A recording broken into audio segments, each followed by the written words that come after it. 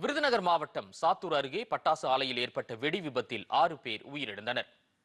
அப்பையநாயக்கன்பட்டியில் உள்ள தனியார் பட்டாசு ஆலையில் வெடி விபத்து ஏற்பட்டது.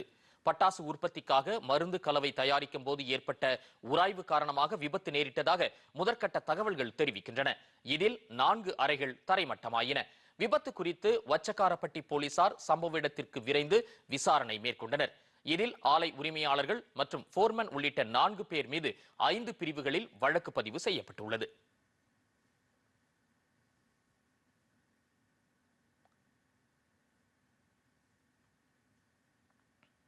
இதனிடையே விபத்தில் உயிரிழந்தவர்களின் குடும்பத்திற்கு தலா 4 லட்சம் ரூபாய் நிதி உதவி வழங்க முதலமைச்சர் மு.க. ஸ்டாலின் உத்தரவிட்டுள்ளார்.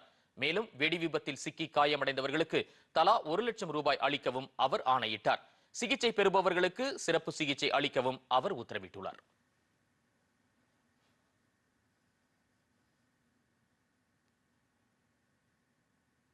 இந்த சம்பவம் குறித்து எதிர்க்கட்சித் தலைவர் எடப்பாடி பழனிசாமி வெளியிட்டுள்ள சமூக வலைதள பதிவில், முறையான பாதுகாப்பு ஆய்வுகளை மேற்கொள்ளாமல் பட்டாசு ஆலை பாதுகாப்பில் திமுக அரசு மெத்தன போக்கை கடைபிடிப்பதாக குற்றம் சாட்டியுள்ளார். இனியாவது பட்டாசு ஆலைகளில் பாதுகாப்பு நெறிமுறைகள் முறையாக பின்பற்றப்படுவதை உறுதி செய்யுமாறும் எடப்பாடி பழனிசாமி வலியுறுத்தியுள்ளார்.